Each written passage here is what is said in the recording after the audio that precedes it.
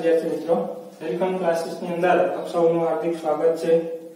આજે આપણે ધોરણ 10 ના સામાજિક વિજ્ઞાન ની અંદર પ્રકરણ 1 ભારતના વારસા વિશેની ચર્ચા કરીએ। તો ભારત વિશે જોઈએ તો ભારત એટલે શું? તો ભારતનો ઉલ્લેખ આપણા પ્રાચીન ગ્રંથ વિષ્ણુ પુરાણની અંદર ભારતનો ઉલ્લેખ છે તેની અંદર થયેલો છે વિષ્ણુ પુરાણ। વિષ્ણુ પુરાણની અંદર આ વિશ્વની અંદર ભારત જેવા દેશનો ઉલ્લેખ થયેલો છે। ભારતનું સ્થાન જોઈએ આપણે તો ભાઈ ભારતનું સ્થાન કે ભારત ક્યાં આવેલું છે અથવા તો ભારત કે કયા વિસ્તારને ઓળખવામાં આવે છે, તો અહીં આપણે સામાન્ય આકૃતિ દ્વારા સમજીએ તો ભાઈ સમજી લો કે આ ભારત છે।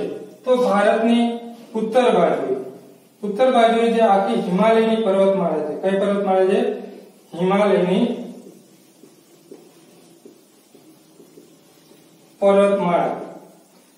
એની દક્ષિણ બાજુએ કઈ બાજુએ?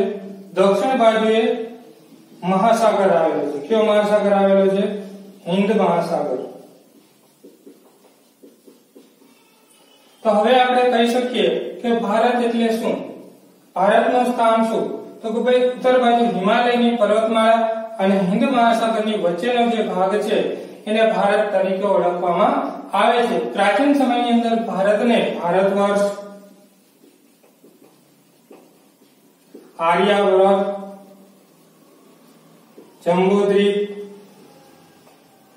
આવા અલગ અલગ નામોથી ઓળખવામાં આવતું હતું, પરંતુ અત્યારે આપણે એને ભારત તરીકે, ઇન્ડિયા તરીકે ઓળખીએ છીએ। તથા એની બીજી બે બાજુઓ છે પશ્ચિમ અને પૂર્વ। એ બંને બાજુઓ પણ શું આવેલું છે? સમુદ્ર।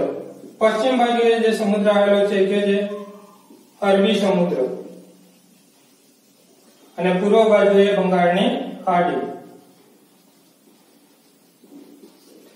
ભારતની ચારે બાજુએ જોઈએ તો ભારતની ઉત્તર બાજુ છે એ હિમાલયની પર્વતમાળા આવેલી છે। બાકીની જે ત્રણ બાજુઓ છે એ શું છે? દરિયો છે, મહાસાગર છે, જે પશ્ચિમ બાજુએ અરબી સમુદ્ર, દક્ષિણ બાજુએ હિન્દ મહાસાગર અને પૂર્વ બાજુ બંગાળની ખાડી। પછી જોઈએ તો કે ભાઈ વારસો। પેલા આપણે શું જોયું? ભારત। કોનો વારસો જોવાનો છે આપણે? ભારતનો। તો કે ભાઈ ભારત એટલે શું? ભારતનું સ્થાન શું? ભારતનો ઉલ્લેખ ક્યાં થયેલો છે? તો આપણે પહેલા જોયું કે વિષ્ણુ પુરાણની અંદર ભારતનો ઉલ્લેખ થયેલો છે। ભારતનું સ્થાન તો કે ભાઈ હિમાલયની પર્વતમાળા અને હિન્દ મહાસાગરની વચ્ચેનો જે ભાગ છે એને આપણે ભારત તરીકે ઓળખીએ છીએ। ભારત એ ત્રણ બાજુ સમુદ્રથી ઘેરાયેલો દેશ છે। પછી જોઈએ કે વારસો। તો કે ભાઈ વારસો એટલે શું? તો ભૂતકાળની અંદર આપણા પૂર્વજોની કલા, કૌશલ્ય, આવડત, મહેનત દ્વારા જે કાંઈ સર્જન થયેલું છે એને આપણે વારસા તરીકે ઓળખીએ છીએ, કે જે ભૂતકાળની અંદર તૈયાર થયેલું છે અને આપણને પ્રાપ્ત થયેલું છે, આપણે એને તૈયાર કરેલું નથી, જે આપણને ભેટ સ્વરૂપે મળેલું છે। આવી ભેટ આપણને આપણા પૂર્વજો તરફથી પણ મળે છે, જેને આપણે માનવ સર્જિત વારસા તરીકે ઓળખીએ છીએ, કે જે આપણને કોના દ્વારા મળે છે? આપણા પૂર્વજો દ્વારા। પ્રાચીન સમયની અંદર ઘણા બધા સાહિત્યકારો હતા, ઘણા બધા વિદ્વાનો હતા, પંડિતો હતા, એમણે ઘણા બધા વેદો તૈયાર કર્યા। જે કારીગરો હતા, પછી તે એન્જિનિયર હોય, કોઈ નેતા હોય, અથવા તો કોઈ ચણતર કામનો કારીગર હોય, સ્થાપત્યનો કારીગર હોય, ચિત્રકલાનો કારીગર હોય, તો એમની બુદ્ધિ, શક્તિ, કલા, કૌશલ્ય, આવડત દ્વારા એમણે જે કાંઈ સર્જન કરેલું છે અને જે આપણને પ્રાપ્ત થયું છે એને આપણે વારસા તરીકે ઓળખીએ છીએ। પણ એ કેવો વારસો છે? માનવ સર્જિત વારસો છે। કેવો વારસો છે? માનવ સર્જિત। શું કામ માનવ સર્જિત વારસો? તો ભાઈ તે માનવ દ્વારા તૈયાર થયેલો છે। કોના દ્વારા તૈયાર થયેલો છે? માનવ દ્વારા તૈયાર થયેલો છે, એટલે એને આપણે માનવ સર્જિત વારસો તરીકે ઓળખીએ છીએ, અથવા તો કૃત્રિમ વારસો, કે જેને આપણે તૈયાર કરીએ છીએ। બીજું છે કુદરતી વારસો।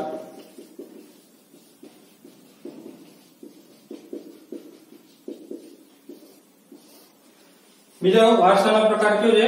કુદરતી વારસો। કુદરતી એટલે કે આપણે બધા જાણીએ છીએ કે જે કુદરત દ્વારા સર્જન થયેલું છે, અથવા તો કે ભાઈ જેનું સર્જન મનુષ્ય દ્વારા થયેલું નથી, તેને આપણે કુદરતી વારસા તરીકે ઓળખીએ છીએ। પહેલા આપણે જોયું કે ભારત એટલે શું? તો ભાઈ હિમાલયની પર્વતમાળા અને હિન્દ મહાસાગર વચ્ચેનો જે ભાગ છે એને ભારત તરીકે ઓળખવામાં આવે છે. બીજું તો ભાઈ વારસો એટલે શું? તો ભાઈ આપણા પૂર્વજો દ્વારા તૈયાર થયેલી જે કાંઈ સંપત્તિ છે એ આપણને પ્રાપ્ત થઈ, જે આપણને મળી, એને આપણે વારસા તરીકે ઓળખીએ છીએ. તો આપણે વારસાની અંદર ભૂતકાળની અંદરથી બે બાબતો પ્રાપ્ત થઈ, માનવ સર્જિત વારસો અને બીજો કુદરતી વારસો. કુદરતી વારસાની અંદર શું આવે? તો ભાઈ કુદરત દ્વારા તૈયાર થયેલ પર્વતમાળા. તો ભાઈ પર્વતમાળા છે તેને આપણે કઈ મનુષ્ય કોઈ તૈયાર કરતો નથી, કુદરતી રીતે આપમેળે સર્જન થાય છે. બીજું ભાઈ નદીઓ, જળાશયો, તળાવો, આ બધી જે બાબતો છે એનો સમાવેશ આપણે કુદરતી વારસાની અંદર કરી શકીએ. હવે બીજું છે કે ભાઈ ભારતનું જે સ્થાન છે એ પ્રાચીન સમયની અંદર આકર્ષણનું કેન્દ્ર હતું. કેવું હતું?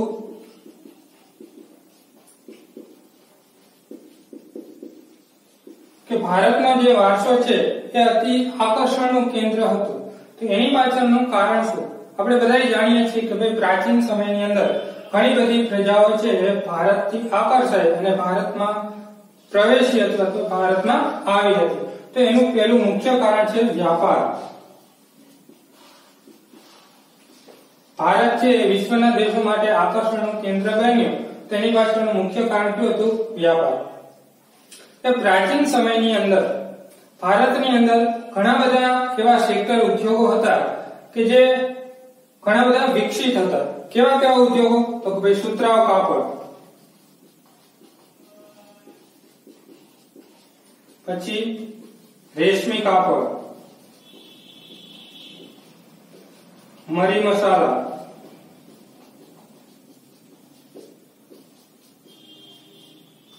સુતરાઉ કાપડ, રેશમી કાપડ, મરી મસાલા, તેજાના મસાલા.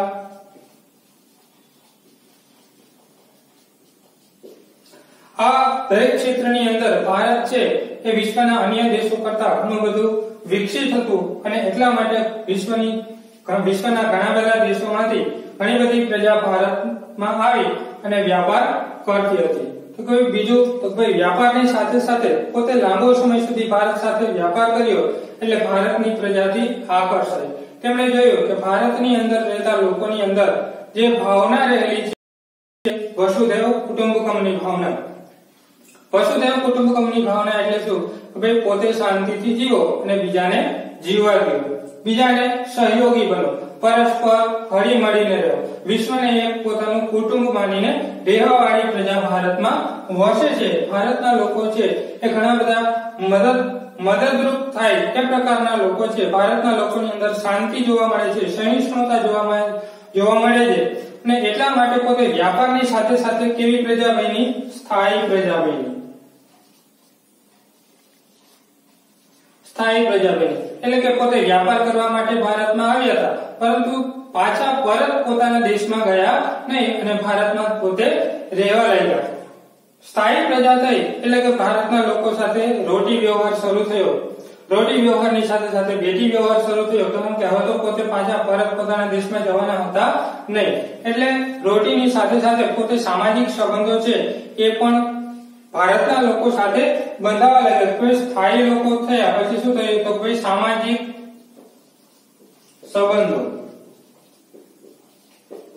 સંબંધોનો વિકાસ થયો અને આવી રીતે વ્યાપાર પછી પોતે પ્રજા સ્થાયી થઈ. સ્થાયીની સાથે સાથે પોતે સામાજિક વ્યવહાર છે એની પણ શરૂઆત કરી અને એવી રીતે ભારતના લોકોની સાથે સાથે વિદેશી પ્રજા પણ ભળી ગઈ અને એને આપણે વારસાના હસ્તાંતર તરીકે ઓળખીએ છીએ.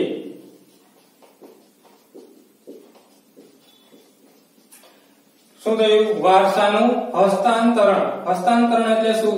તો ભાઈ ભારતના જે લક્ષણો હતા, ભારતની જે સારી સારી બાબતો હતી એ અન્ય પ્રજાએ સ્વીકારી અને એ પ્રજાની અંદર જે સારા લક્ષણો હતા એ ભારતની પ્રજાએ સ્વીકારી. આવી રીતે પરસ્પર અદલા બદલી થઈ જેને આપણે વારસાના હસ્તાંતરણ તરીકે ઓળખીએ છીએ.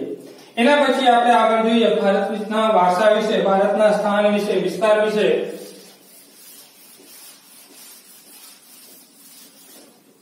પેલું છે ભારતનું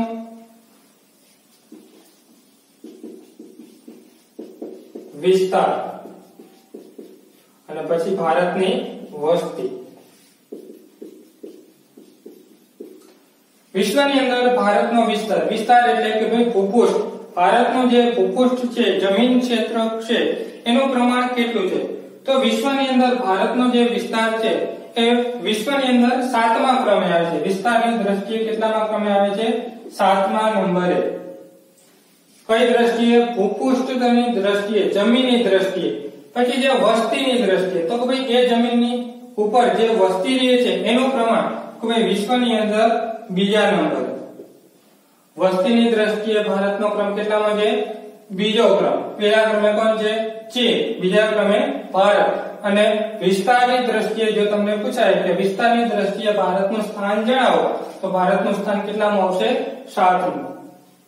હવે આપણે જોઈએ કે ભાઈ આટલી વસ્તી અને આટલા વિસ્તાર ધરાવતા દેશની અંદર પણ આપણને વૈવિધ્યસભર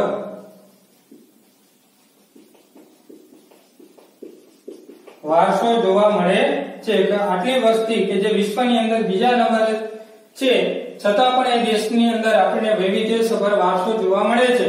આટલી પ્રજાની અંદર પણ આટલો બધો સંપ જોવા મળે છે.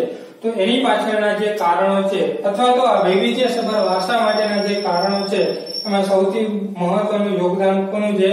પ્રજાનું છે. કોનું યોગદાન રહેલું છે? પ્રજાનું. શું કામ? તો કે ભાઈ ભારતની પ્રજા છે કેવી છે? શાંતિ પ્રિય. કેવી પ્રજા છે? શાંતિ પ્રિય. બીજું તો ભાઈ વ્યાપારી. ભારતની પ્રજા છે ક્યારેય નવરી બેસતી નથી. પોતાની દ્રષ્ટિએ નાનો મોટો કોઈ પણ વ્યાપાર કરી અને પોતાનું ગુજરાન ચલાવે છે. બીજું તો ભાઈ શાંતિ પ્રિય પ્રજા છે, કોઈને નડતી નથી, કોઈને વચ્ચે પડતી નથી, કોઈની આડે આવતી નથી. પોતે પોતાનું કામ કરે, પોતાનું જીવન શાંતિથી જીવે, બીજાને જીવવા દે, કોઈને નડતરરૂપ થતા નથી. એટલે આ ભારતીય પ્રજાના લક્ષણ છે. તો ભારતની પ્રજા એ શાંતિપ્રિય અને વ્યાપારી પ્રજા છે. અને જો આવી પ્રજા હોય તો જ આપણે આપણા વારસાને વૈવિધ્યપૂર્ણ બનાવી શકીએ. બીજું તો કે ભાઈ આપણા જે મૂલ્યો છે, સત્ય અને અહિંસા, એ શું છે? આપણા વૈવિધ્યસભર વારસાના મૂલ્યો. આપણે પ્રાચીન સમયથી જોઈએ છીએ કે ભારતની અંદર જે ભૂતકાળની અંદર ઘણા બધા સંતો થઈ ગયા, ભગવાન બુદ્ધ, મહાવીર સ્વામી, ગાંધીજી, આ બધા લોકોએ ભારતની અંદર પોતે અહિંસાના અને સત્યના વિચારો ફેલાવ્યા, લોકોને જાગૃત કર્યા, લોકોને માર્ગદર્શન આપ્યું કે ભાઈ ભારતની અંદર હિંસાને કોઈ સ્થાન હોવું જોઈએ નહીં, અથવા તો હિંસાના કારણે કોઈનો વિકાસ થતો નથી.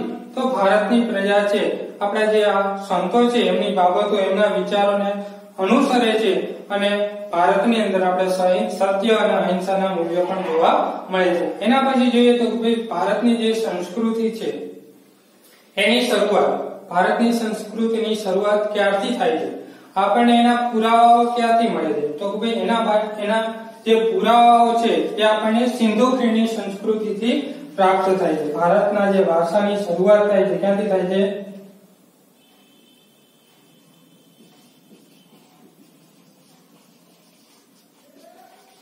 સિંધુ ખીણની સંસ્કૃતિથી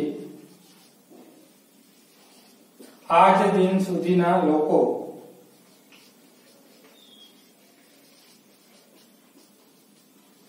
સિંધુ ખીણની સંસ્કૃતિથી ભારતના વારસાની શરૂઆત થઈ અને આજ દિન સુધીના લોકો છે એ ભારતને પોતાની કલા, આવડત, કલા, કૌશલ્ય, બુદ્ધિ, શક્તિ વડે ઘણું ને ઘણું રોજબરોજ સતત ભારતને આપે છે. ભારતના વારસામાં સતત વધારો કરે છે.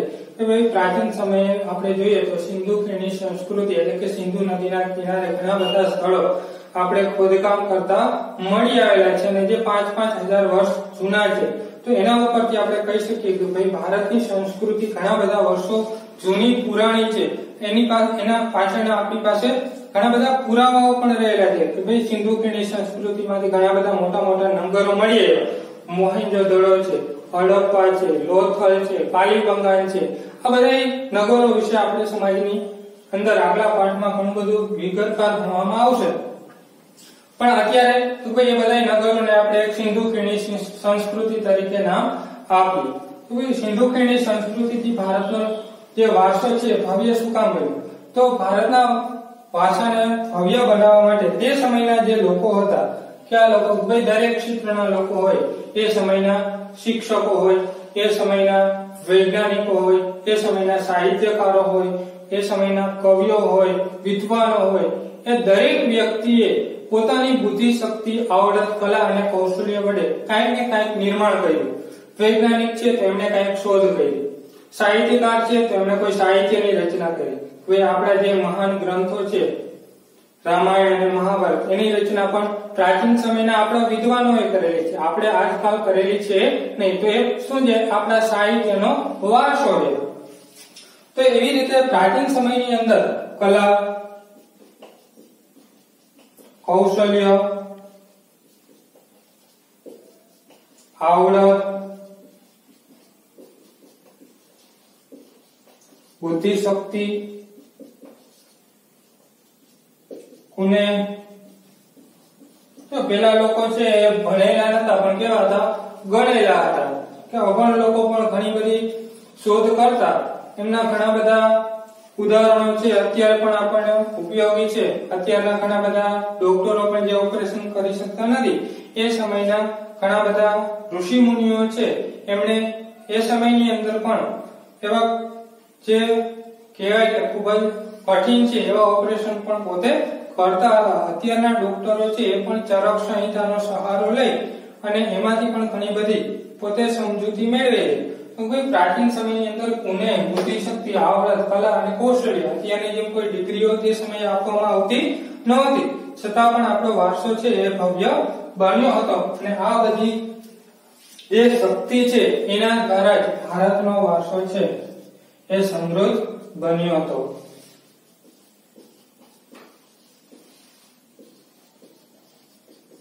એ સમયે ભારતને છે એ સોને કી ચિડિયા તરીકે ઓળખવામાં આવતું. શું કામ? કે વિશ્વના ઘણા બધા દેશોની પ્રજા છે, અમેરિકા છે, યુરોપના દેશો છે, પૂર્વના દેશો છે, પોર્ટુગીઝો છે, ઘણા બધા લોકો, અંગ્રેજો છે, આ ભારતમાં આવ્યા. શું કામ? કે ભારત એ સમયે ખૂબ જ સમૃદ્ધ દેશ હતો, ખૂબ જ ધનાઢ્ય દેશ હતો. ભારતની અંદર પુષ્કળ પ્રમાણની અંદર કાચો માલ પ્રાપ્ત થતો હતો. એટલા માટે તેને ભારતને સોને કી ચિડિયા તરીકે ઓળખવામાં આવે છે. એ સમયે વિશ્વના અન્ય દેશોના લોકો છે ભારતમાં આવવા માટેનું સ્વપ્ન સેવતા. વિશ્વના અન્ય દેશોનું બાળક છે પોતાની માતાને કહેતું કે ભાઈ હું મોટો થઈ અને ભારતમાં જઈશ, ભારતની અંદર પુષ્કળ ધન કમાઈશ. એટલો બધો સમૃદ્ધ ભારત દેશ હતો. જ્યારે અત્યારની પરિસ્થિતિ એની વિપરીત છે. શું અત્યારે બાળક શું વિચારે કે ભાઈ હું મોટો થઈને અમેરિકા જઈશ, દુબઈ જઈશ, ઓસ્ટ્રેલિયા જઈશ, અન્ય દેશોની અંદર જઈશ, વિશ્વની અંદર ફરીશ અને ધન કમાઈને પાછો ભારત આવીશ. અત્યારે પરિસ્થિતિ કેવી બની ગઈ છે? વિપરીત બની ગઈ છે. તો ભાઈ આગળના પૂર્વજો આપણા ભવ્ય વારસાને છોડીને ગયા છે, તો પણ આપણી પણ એક ફરજ છે કે આપણે પણ આ વારસાને વધારેમાં વધારે સમૃદ્ધ બનાવી, આપણે પણ આપણું એમાં યોગદાન આપીએ અને તો જ આ વારસો છે એ ભવિષ્યની અંદર પણ જળવાઈ રહેશે. તો આજે આપણે ભારતના વારસા વિશેની જે શરૂઆતની બાબતો છે, પ્રાથમિક બાબતો છે, એનો અભ્યાસ કર્યો. એકવાર ફરીથી તમને હું રિપીટ કરી દઉં. ભારતનું જે સ્થાન છે, ભારતનો ઉલ્લેખ છે કે આપણા પ્રાચીન સાહિત્ય વિષ્ણુ પુરાણની અંદર જોવા મળે છે. સ્થાન તો ભાઈ એમાં દર્શાવ્યું છે કે હિમાલયની પર્વતમાળા અને હિન્દ મહાસાગર વચ્ચેનો જે ભાગ છે તેને ભારત તરીકે ઓળખવામાં આવે છે. ભારતની 3 બાજુ સમુદ્ર રહેલો છે. ભારતની પૂર્વ બાજુએ બંગાળની ખાડી, પશ્ચિમ બાજુએ અરબ સાગર અને ભારતની દક્ષિણ બાજુએ હિન્દ મહાસાગર આવેલો છે. ભારતનું સ્થાન જોયું. ભારતના સ્થાન પછી ભારતના વારસો. વારસો કોને કહેવાય? આપણા પૂર્વજો તરફથી આપણને જે કાંઈ પ્રાપ્ત થયું છે એને આપણે વારસા તરીકે ઓળખીએ છીએ. કે ભાઈ અત્યારે આપણે સામાન્ય રીતે સમજીએ તો આપણા પૂર્વજો તરફથી આપણને જે કાંઈ મિલકત પ્રાપ્ત થઈ છે, હવે પછી તો ભાઈ આપણા પપ્પા છે એની જે મિલકત છે આપણને દઈને જાશે તો એને શું કહીએ? આપણે વારસાની મિલકત તરીકે ઓળખીએ. પછી તો વારસાના મુખ્ય 2 પ્રકાર. એક માનવ સર્જિત વારસો કે જેનું સર્જન માનવ દ્વારા કરવામાં આવે એને માનવ સર્જિત વારસા તરીકે ઓળખવામાં આવે છે. બીજું કુદરતી વારસો કે જેનું સર્જન મનુષ્ય કરતો નથી, જે કુદરતી રીતે પ્રકૃતિ દ્વારા સર્જન પામે છે. એમાં પર્વતો, નદીઓ, જંગલો આ દરેક બાબતનો સમાવેશ થાય છે કે જેનું સર્જન માનવ દ્વારા કરવામાં આવતું નથી. એને શું કહેવાય? કુદરતી વારસો. પછી તો કે ભારત આકર્ષણનું કેન્દ્ર. પ્રાચીન સમયની અંદર ભારત એટલો બધો સમૃદ્ધ અથવા તો એટલો બધો આકર્ષણનું કેન્દ્ર શું કામ હતું? તેનું મુખ્ય કારણ છે વ્યાપાર. તો ભારતની અંદર બધા લોકો શું કરવા માટે આવતા? વ્યાપાર કરવા માટે આવતા. એ સમયે વિશ્વના અન્ય દેશોની અંદરથી ભારતની અંદર આવી અને ઘણો બધો કેવો વ્યાપાર કરવામાં આવતો? સુતરાઉ કાપડ, રેશમી કાપડ, મરી મસાલા અને તેજાના મસાલા. પછી તો ભાઈ ભારતના લોકોની જે ભાવના છે એ વિદેશના લોકોએ જોઈ તો ભારતના મૂલ્યોની અંદર સત્ય, અહિંસા, એ સિવાય વસુદેવ કુટુંબકમની ભાવના કે સમગ્ર વિશ્વ એક કુટુંબ છે, શાંતિ પ્રિય પ્રજા છે, એટલે એ લોકો બધા ભારતની અંદર સ્થાયી થઈ ગયા. પાછા પરત પોતાના દેશની અંદર ગયા નહીં. સ્થાયી થયા પછી ભારતના લોકો સાથે સામાજિક સંબંધો વધાર્યા, લગ્ન સંબંધો વધાર્યા. એની સાથે સાથે ભાષાનું શું થયું? હસ્તાંતરણ. કે એની સારી બાબતો આપણે અપનાવી, આપણી સારી બાબતો એને અપનાવી. પછી ભારતના ભૂગોળ વિશેની જો આપણે ચર્ચા કરીએ તો ભારતનો વિસ્તાર એ 7મા નંબરનો વિસ્તાર છે. વિશ્વની અંદર વિસ્તારની દ્રષ્ટિએ ભારતનું સ્થાન કેટલામું છે? 7મું. વસ્તીની દ્રષ્ટિએ જોઈએ પોપ્યુલેશનની અંદર બીજો નંબર. કેટલામો નંબર છે? બીજો નંબર. ભારત કરતા વધારે વસ્તી ધરાવતો દેશ કયો છે? ચાઇના, ચીન, ચીન પછી ભારત. એના પછી વૈવિધ્યસભર વારસો. કે આપણો જે વારસો છે કેવો છે? એનું લક્ષણ છે વૈવિધ્યસભર. ખાલી ભારતનો વારસો છે નહીં, પણ ભારતનો વારસો કેવો છે? વૈવિધ્યસભર વારસો છે, ભાતીગળ વારસો છે. દરેક ધર્મ, દરેક સંસ્કૃતિ, દરેક કલાઓ ભારતની અંદર જોવા મળે છે. બીજું તો ભાઈ આપણા મૂલ્યો કેવા છે? સત્ય અને અહિંસા.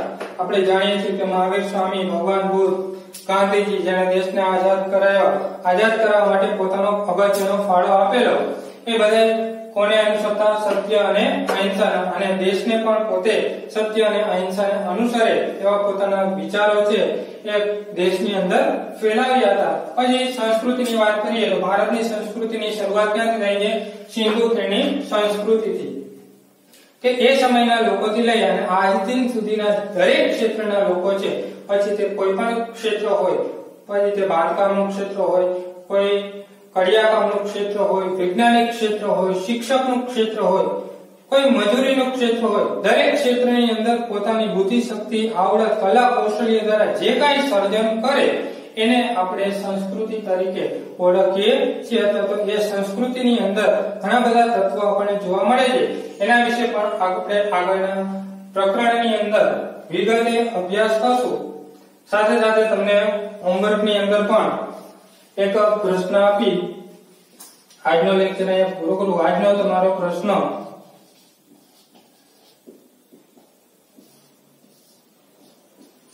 ભારતના વારસાને